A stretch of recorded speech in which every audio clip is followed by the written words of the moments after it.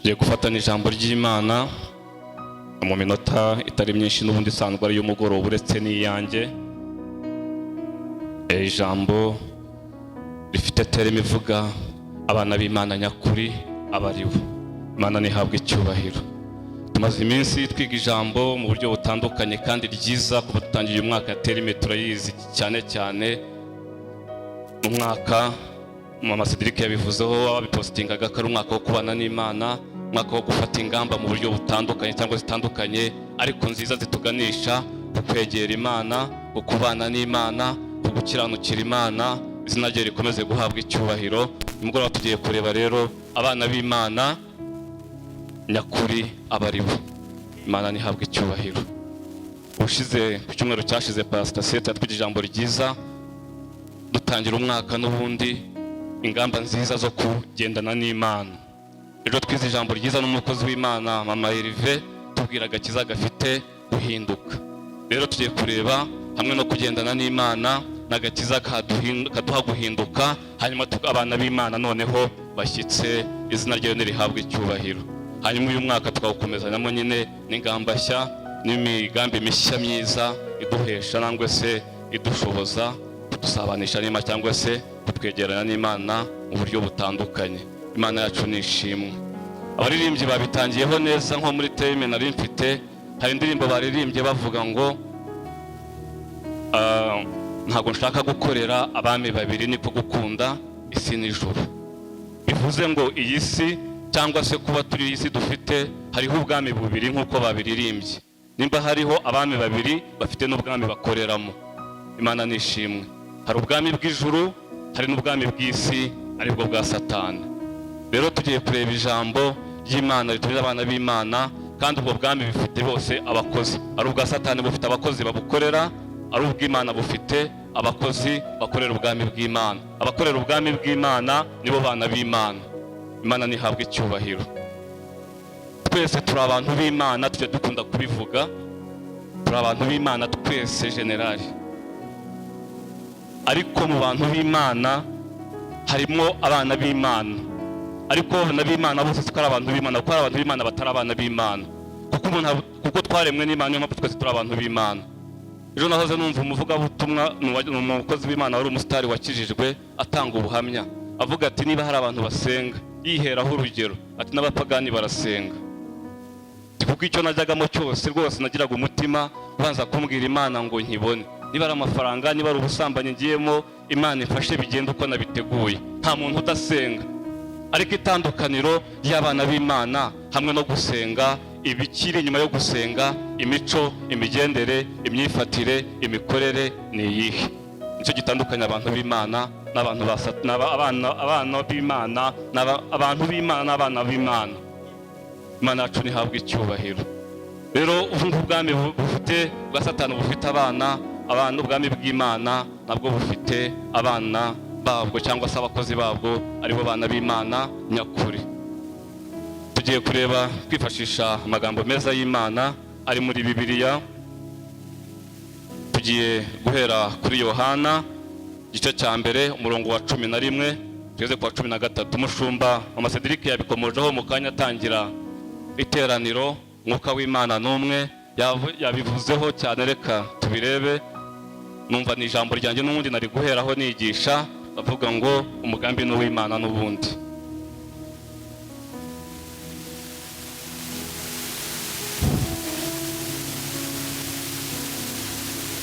Yohana igice cya mbere umurongo duhere ku wa 11 haranditse ngo yaje mube ariko abe ntibamwemera. 12 icyakora abamwemeye bose bakizera izina rye yabahaye ubushobozi bwo kuba abana b'Imana. 13 ngabo ntibabyawe n'amaraso cyangwa n'ubushake bw'umubiri cyangwa ubushake bw'umugabo, ahubwo babyawe n'Imana. Imana yacu nishimwe. Haleluya. Imana ihabwe icyubahiro. Nabivuzeho yuko twe abantu bose baremwe n'Imana. Mu isezerano rya kera bo bagaragaza yuko abantu babagaragazaga nk'ibiremwa batari abantu b'Imana cyangwa se abana b'Imana. Icyabateraga kubigaragaza gutyo ni uko umuntu yari yariyononnye, yarahindutse mubi, asa n'ugiye kure y'Imana. Imana bakayita irema yaremye, cyangwa se umuntu bakamwita ikiremwa, kuko n'ibitari ibiremwa, kuko n'inyamaswa ari ibiremwa, bakabitwara muri iyo kategori y'ibiremwa muri rusange. Ariko Yesu amaze kuducungura kugira ngo abari babaduhinduye beza, yitanze kugira ngo twebwe abari bishwe n'ibyaha nk'uko twatangiye tubiririmba, duhinduke abana b'Imana nyakuri badafite umugayo n'inenge, tuba abana b'Imana. Ijambo ryatubwira ngo muri abo bose bantu b'Imana muri rusange, abavuyemo bakamwemera, bakamwizera, bakemera izina rye, abo nibo yahaye ubutware bwo kugira ngo babe abana b'Imana. Imana yacu nishimwe. Ngabo ntago ari kubw'ubushake, ntago ari kubw'umubiri cyangwa se umugabo n'umugore cyangwa uko twavutse, kugira ngo niba umwana w'Imana, si ubwoko bwabayeho nk'uko hari ubwoko bw'abasinga kugira ngo habe harimo abavukira muri ubwo bwoko bakisanga bavutse bitwa abasinga. Imana yacu nishimwe. Ahubwo abo abavuye mu moko atandukanye, bo bakitandukanya n'amoko atandukanye, bakemera Kristo, bakamwizera, bakizera amahame ye, bakizera ijambo rye, hanyuma bakavuga bati dutandukanye n'ibisekuruza by'imiryango, twebwe duhisemo kuba abana b'Isumba byose. Abo nibo bana b'Imana Bibiliya irimo tubwira. Imana yacu nishimwe. Muri Yohana kandi urebye hano ku 8, wigiye imbere gato ugasoma ku 8, hari ikiganiro Yesu yagiye agirana n'abafarisayo kirekire. Yuvuye kuri 31 ukagera nko kuri 47, yagiye avugana nabo ikiganiro gikomeye cyane, bamubwira ngo twebwe ngo ntago turi ibibyarwa cyangwa se turi ibibyarirane cyangwa se turi abanyamahanga, ngo turi abana ba Aburahamu. Bivuze ngo nabo biyitaga abana b'Imana. Yesu arababwira ngo iyo muba abana b'Imana nyakuri, muba mukunze ijambo ryanjye, nanjye ubwanjye muba munkunze, muba mufite imigambi yo kunyica nk'uko murimo mubigerageza n'uko mubipanga. Imana yacu nishimwe. Ngo kubera ko jyewe ibyo mvuga n'ibyo numvanye Data, namwe ikibarimo kibatera kunyica, kibatera imitima mibi n'ingeso mbi, nicyo mwumva na so ari we so Satani. Imana nishimwe. Rero abana b'Imana nyakuri bakora ibyo babona na se, bakora ibyo bumvanye se, bakora imico bagenda nka se, bakora imirimo ya se, bafite ingeso za se. Imana nihabwe icyubahiro. Rero ushobora kwikontorora wowe nkanjye nkikontorora, nkavuga ngo ese ngendeye ku mico yanjye, ngendeye ku ngeso zanjye, ngendeye ku mivugire yanjye, karagita yanjye, ko nta wiyoberwa, nduwandi. Imana nishimwe.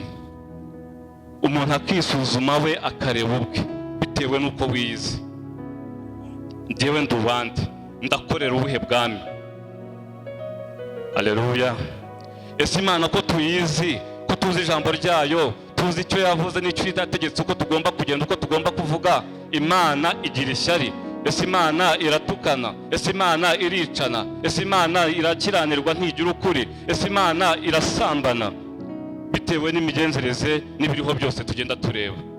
Imana nishimwe. Niwe Yesu yavuze ati mutewe n'ibyo mukora, bitewe n'ingeso zanyu, ntago Aburahamu yigeze akora gutyo, ahubwo mwebwe murakora nka baso ari we Satani. Yesu nashimwe. Rero njya ngo uyu mugoroba hamwe n'ibyo twize bitandukanye bidushoboza kwegera Imana, biduha kugira ngo tugire ingamba zo kugendana n'Imana, ariko twisuzume tugenda nayo tuzi ngo se koko turagenda turi abana b'Imana koko? Imana yacu nishimwe. Turagenda turi abana b'ubwami koko, cyangwa turi abantu b'Imana gusa bisanzwe? Kuko umuntu w'Imana nabonye ko nta kintu adakora. Haleluya. Rero nagira ngo mu by'ukuri tuzume turebe ngo ko turi abana b'Imana bashyitse, turi abana b'Imana nyakuri. Dusome ijambo riri muri Matayo 12:50, ariko ngo duhere kuri 46, niho ngira ngo ijambo nshaka turyumva neza. Matayo 12, duhere kuri 46.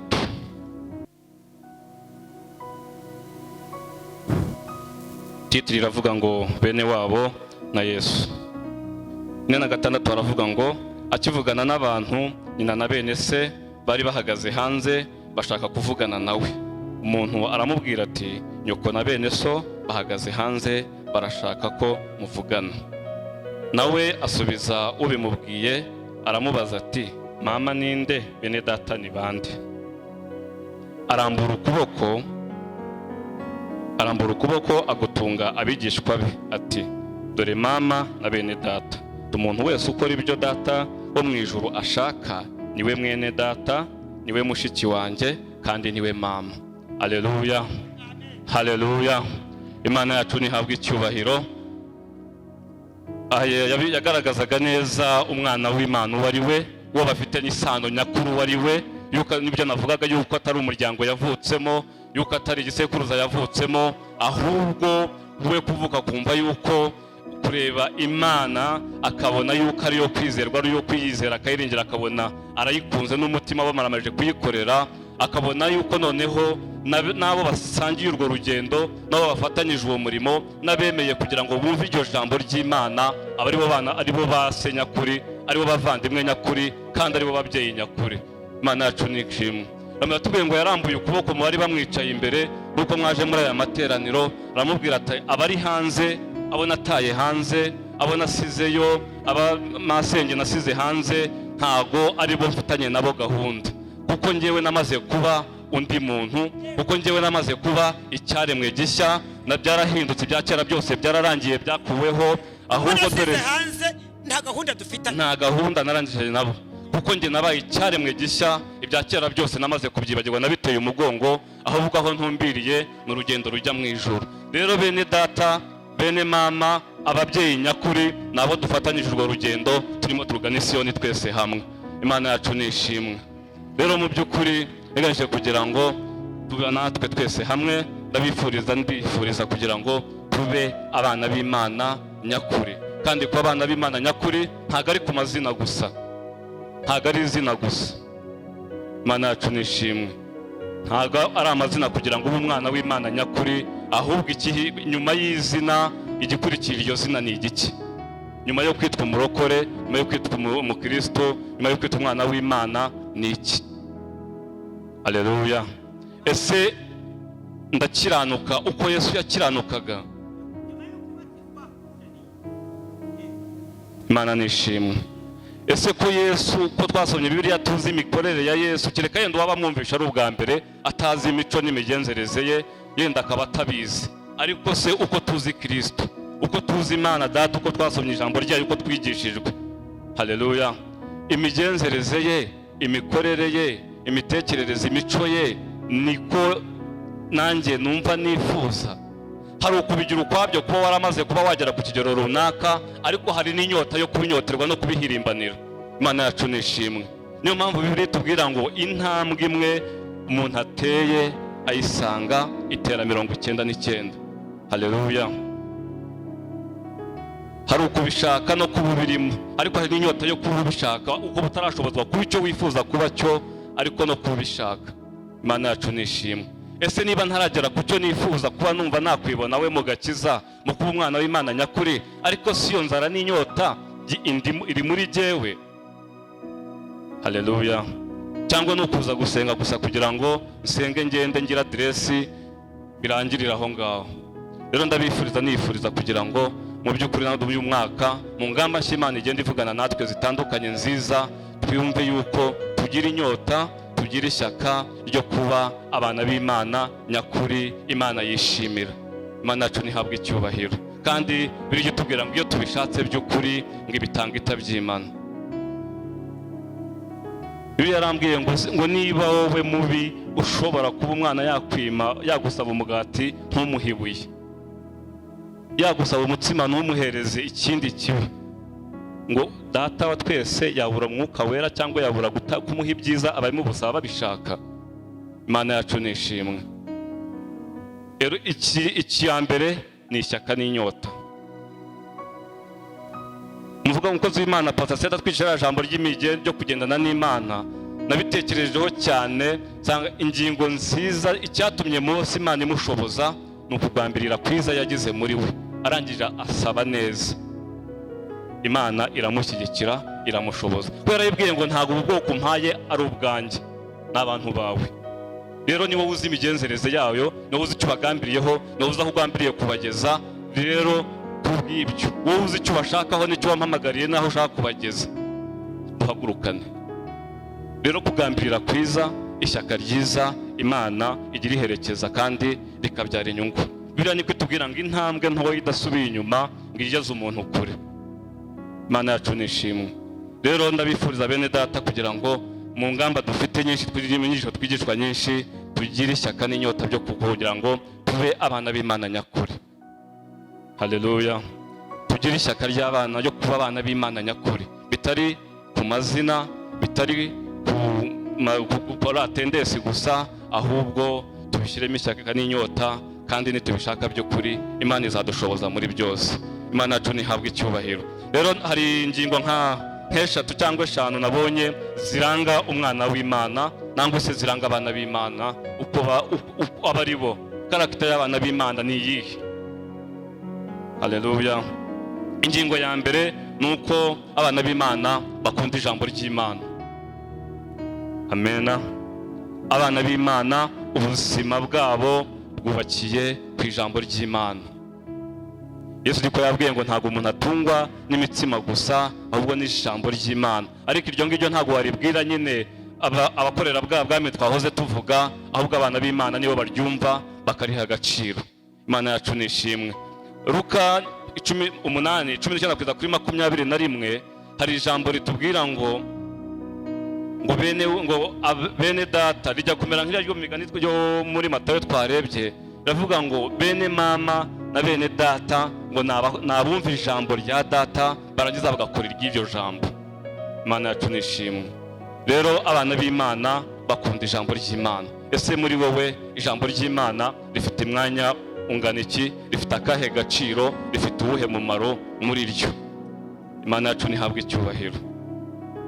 Haleluya. Yohana nawe mu 8:31 iravuga ngo nimuguma mu ijambo ryanjye ngo muzaba abigishwa banjye nyakuri.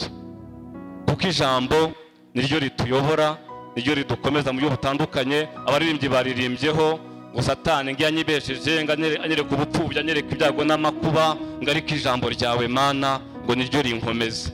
Rero udafite ijambo biroroshye buri kimwe cyose kuba cyakukoresha icyo gishaka, kuba cyagutsinda, kuba cyaguhutaza, cyangwa se kuba cyagukura mu byizerwa, kikatugutandukanya n'umugambi mwiza wari ufite ku Mana. Ishingiro rya mbere rya byose ni ukubakira ku ijambo ry'Imana.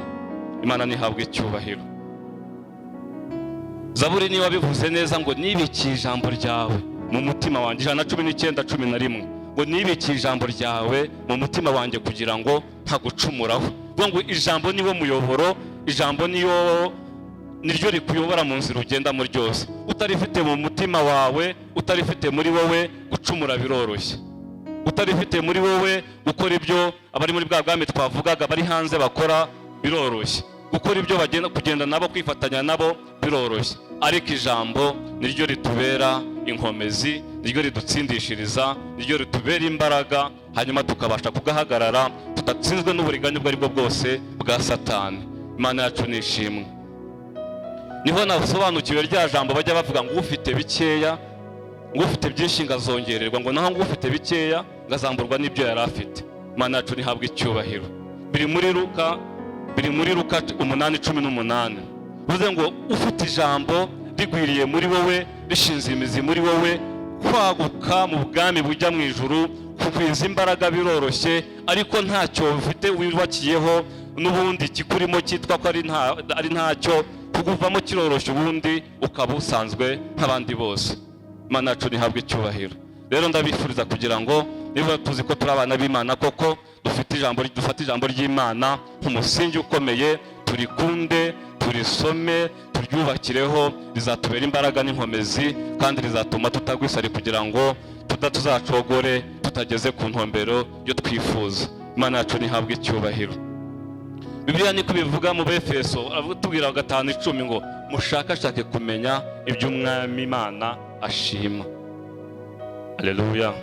Kandi ibyo ni mu gusoma ijambo ry'Imana, ni mu gusoma ibitabo by'Imana, ni mu gusoma, kuko aho niho dukura inkomezi ndetse n'inama ziturutse mu ijambo ry'Imana. Imana yacu nihabwe icyubahiro. Ejo numvishe umuvugabutumwa nako ni bamwita profete, bamubaza ukuntu abantu barimo bamukritika kubera yuko aherutse kwifotoza afite za rikeri ku meza n'amafaranga menshi. Umunyamakuru amubaza ngo kuki abantu batakwemera kandi ari profete, ariko igisubizo yabahaye nicyo gitangaje kuruta ibyo yakoze. Arababwira ngo abo bamukritika kuko anywa inzoga kandi ari profete, ari umukozi w'Imana, ngo nuko batarurira indege ngo bahora ari abantu bahora hano mu gihugu. Imana yacu nishimwe, ngo nuko ari abantu bari roko. Ni ibintu umuntu niboneye n'amaso yanjye, ngo ni abantu nuko batarurira indege. Ingero yatanze nizo zitangaje, avuga ngo ntago muragera muri Nigeria ngo murebe ukuntu aba bishop bajya muri buwate bakarara muri buwate kandi bakajya gukorera Imana. Imana yacu nishimwe.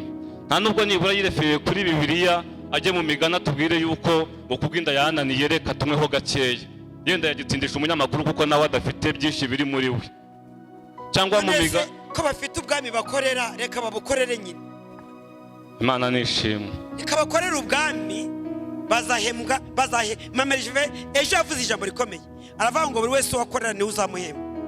Imana nishimwe. Anabivuze neza umurongo wari wangumye mu mutwe ngo amategeko n'amabwiriza y'Imana ngo ntibiteze guhinduka, ntibiteze kugiye guhindurwa n'undi wari we wese. Bivuze ngo uko Mose yagendanaga n'amategeko n'amabwiriza n'uyu munsi niko bikiri. Imana nishimwe. Haleluya. Kugira ngo ubusobanuro uvuge yuko abataragiye ari bo bakuri bataza agaciro ko kunywa inzoga, batazi umumaro wo kunywa inzoga, ingero z'uko abandi bajya mu mabuwate. Imana yacu ntihabwe icyubahiro. Rero uwo uhuye nawe udafite ijambo mu mutima wawe, utubakiye ku ijambo ry'Imana, utubakiye udafite imizi ishinze ku ijambo ry'Imana, biroroshye kuba wamera nkawe, kuko yavuga ibijyanye n'ibyo wundi wifuzaga wabuze inzira yo kubikora, akagendesha n'ibyirari byawe, kugwa bikoroha. Ariko ufite ijambo ry'Imana wamenya ngo niba mu Bacamanza 13 ku mateka y'umugabo witwa Samusoni, Imana biriya tubwira ngo mama we muhanuzi amaze kumuhanurira yuko azabyara Samusoni, yaramubwiye ngo aramwinginga ngo ndakwinginze niko ijambo rivuga, umuntu ugiye gusama ntuzigere wongera kunywa ku kintu cyitwa igisindisha icyo ari cyo cyose, ntuzigere kwitwa ikintu cyitwa igihumanya icyo ari cyo cyose cyangwa vino yose, ngo kubera ko indusamye umuntu uzabyara nangwa uzayivamo azaba umunaziri w'Imana. Niba umuntu ibuza utwite atari nyiri bwite, kibaza wowe uyinyweye ubwamukorera n'ubwande, ijuru ujyamo ni iryande. Imana yacu nishimwe.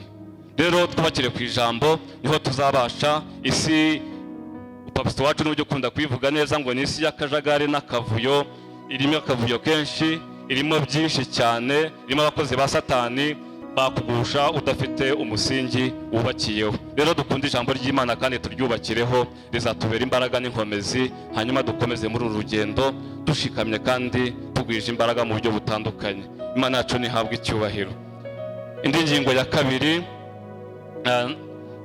iranga abana b'Imana nyakuri bari bo barangwa no gukiranuka, cyangwa se gukiranuka no kugira itandukaniro bisa n'ubabihuje, kuko nabonaga ari ibintu bijya gufatana.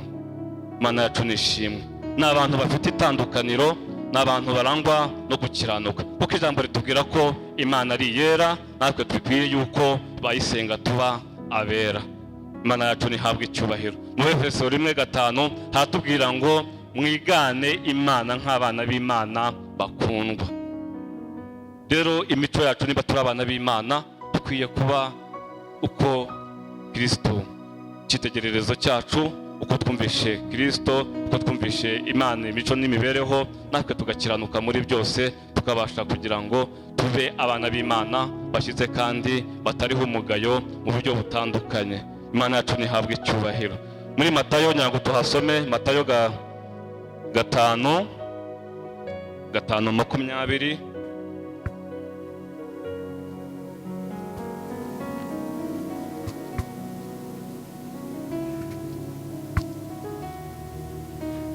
Matayo 5:20 haratubwira ngo kandi ndababwira yuko gukiranuka kwanyu ni kutaruta kw'abanditsi n'abafarisayo, mutazinjira mu bwami bwo mu ijuru. Imana yacu nishimwe. Abafarisayo twabavuzeho kare, ni abantu biyitiriraga igisekuru ndetse n'inkomoko, bakibeshya ko ariko gakiza nangwa se gukiranuka, ariko imbuto zo gukiranuka ari nta ziri muri bo. Rero Bibiliya yatubwiye ngo natwe nitutarusha abafarisayo gukiranuka, nitutarusha kwera imbuto zo gukiranuka, nitutarusha agakiza muri bo, natwe twaba tumeze nkabo, ubwami bwo mu ijuru bwaba buturi kure, kandi nyamara duhirimbana twibeshya yuko ariyo nzira cyangwa se ariyo ntego turimo. Rero kugira ngo ube umwana w'Imana nyakuri, ugomba kugaragaza itandukaniro n'ab'iki gihe, ugomba kugaragaza itandukaniro na ba bandi bakorera bwa bwami ndetse bari muri bwa butware twavugaga.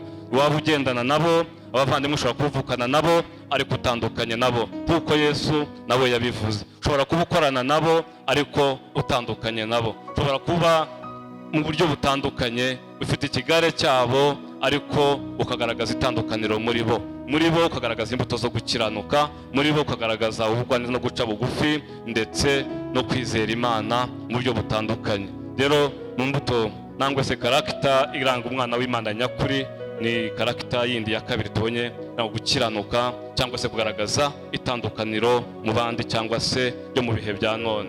Imana yacu nishimwe. Tugerageze rero kugira itandukaniro kugira ngo Imana ikomeze kutureba twishimire, Imana ikomeze guterwa ishema no kwitwita abana bayo. Ni ku ijambo ryayo ryatubwiye ngo muzaba abahungu n'abakobwa banjye, nanjye nzaba Imana yanyu. Imana yacu nishimwe. Ariko se wisuzumye nkisuzuma, uri umukobwa nangwa se uri umusore wa Kristo, nangwa se Imana ni Imana yawe koko? Imana yacu nihabwe icyubahiro. Indi karagita ya gatatu ni karagita y'urukundo cyangwa se barangwa n'urukundo. Imana yacu nishimwe. Bibiliya ngira ngo ni mu Bakorinto ba mbere 13 guhera kuri 1 kugeza kuri 3, yaravuze ngo naho navuga indimi nk'iz'abamarayika, ngo naho nakora ibitangaza bitandukanye, nkatanga ibyanjye, nkafasha abakene mu buryo butandukanye, ngo ariko ntafite urukundo, ibyo byose ni ubusa. Imana yacu nishimwe.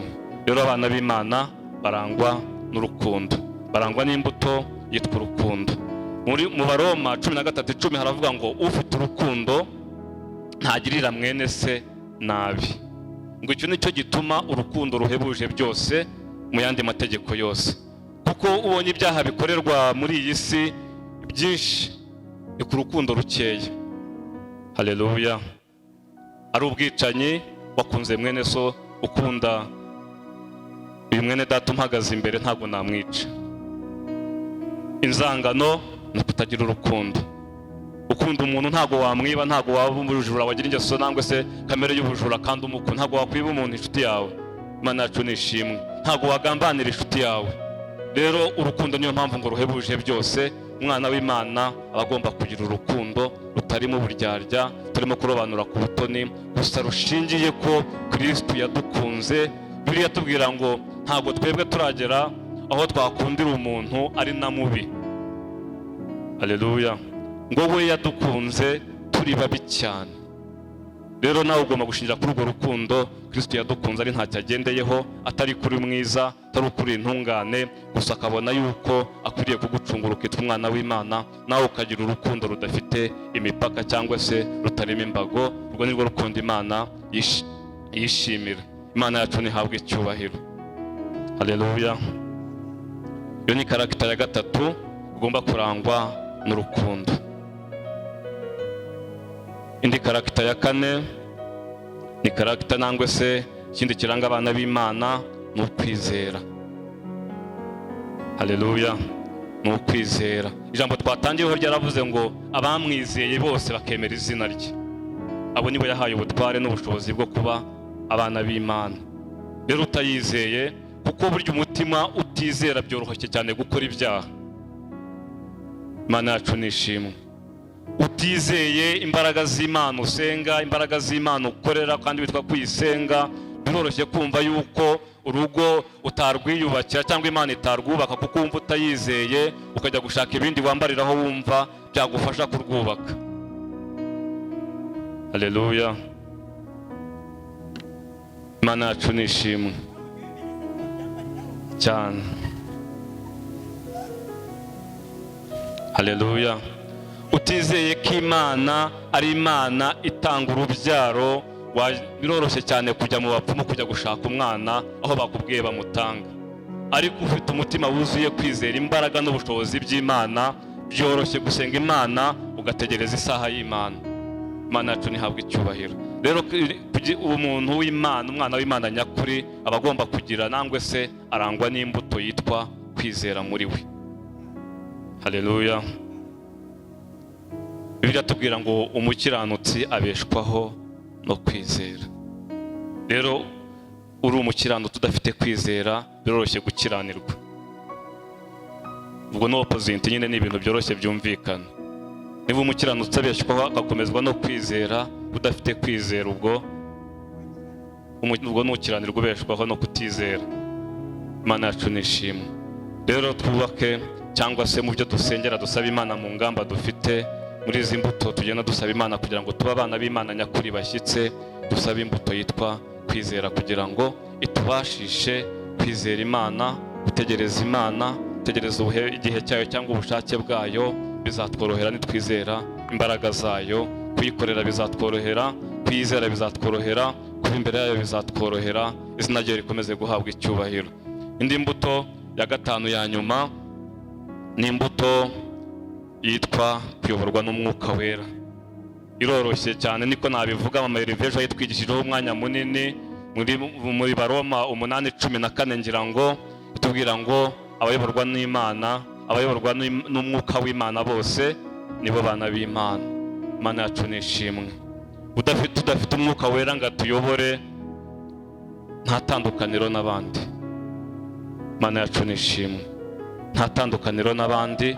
Kwiyobora bavuge kuko iyo twiyoboye ngo turagwa nangwe se tukayoba, ariko Umwuka w'Imana ari muri twebwe akatuyobora, akatubera umujyanama, kuko niko kamaro kayo. Ajya tubashisha kudateshuka, ajya tubashisha kutajya aho tutagomba kujya, ajya tubashisha kutavuga ibyo tutagomba kuvuga, kuko abari muri twebwe akomeza kutubera umujyanama, akomeza kutwongorera kugira ngo tudatana tugateshuka mu nzira Imana idushakamo. Imana yacu nishimwe. Rero izi karagita nangwe se izi nyungu uko ari eshanu ziranga umwana w'Imana nyakuri uwo ari we. Mu by'ukuri tumaze kuzireba, wowe n'ubwawe nanjye ubwanjye uko tubayeho, ni wowe wakwisuzuma, ni wowe nakwisuzuma wumve se koko izi mbuto muri njyewe zirimo, cyangwa se ndakura hano ingamba zo kugira ngo njye ntangire kwinginga Imana zibe muri njyewe, izitari muri njye zireme muri njye, hanyuma nanjye ntangire uyu mwaka nk'uko Imana itubwira ko ari umwaka wo kugira ngo twegere Imana cyane, wo kugira ngo dusenge Imana mu buryo bushoboka n'ubudashoboka, kugira ngo tugendane n'Imana, nanjye imbuto zigwire muri njyewe, hanyuma uyu mwaka uzarangire nanjye ndumva ntewe ishema nuko Imana imwifite ko ari ubwoko bwayo, cyangwa se ndi umwana wayo. Imana yacu ntihabwe icyubahiro. Ndabibifuriza cyane kandi mbyifuriza, kandi nitubishaka by'ukuri, nitubinyoterwa koko tukabisaba tubikuye ku mutima, kuko Imana yiratuzi pe. Imana izi icyo Gatete yicaye hariya muri we kimuraje ishinga n'icyanyotewe. Imana izi muri njyewe uvuga gutya ikindaje ishinga ikinyotewe, niba gihabanye n'ukuri kwiva muri njyewe, niba gihabanye n'ukuri kw'ibiri muri wowe, hanyuma twiyinira tukabisaba Imana. Bibiliya yatubwiye yuko tubibitanga itabyimana, tukareba ko twaba mu murage w'abana b'Imana nyakuri, tukava mu kigare cy'abantu, tukava mu gukorera bwa bwami bubiri nk'uko byatubwiye, ahubwo tukaba abana b'Imana, tukaba abana b'Imana batariho inenge, ahubwo tukaba abana b'Imana bashimwa n'Imana. Nibwo bizatworohera kugira ngo icyo dushaka, kugira ngo icyo dusaba niko ijambo ritubwira, nituguma muri ikaguma muri twe, ijambo ryayo rikaguma muri twebwe, ngo tuzasaba icyo dushaka cyose tuzagihabwa. Imana yacu nishimwe. Rero cyatubashisha no kugira ngo tubanze tube abana bayo nyakuri, ibanze itwishimire, ibanze iterwe ishema no kugira ngo ibone ko ndi umwana wayo nyakuri, ntandukanye n'abanyamahanga cyangwa se n'abatarayizera ngo bemere izina ryayo bahabwe ubwo bushobozi. Nibyo bifuriza rero, nanjye niyifuriza, ahasigaye Imana ikomeze kutubashisha muri byose. Imana ibahe umugisha.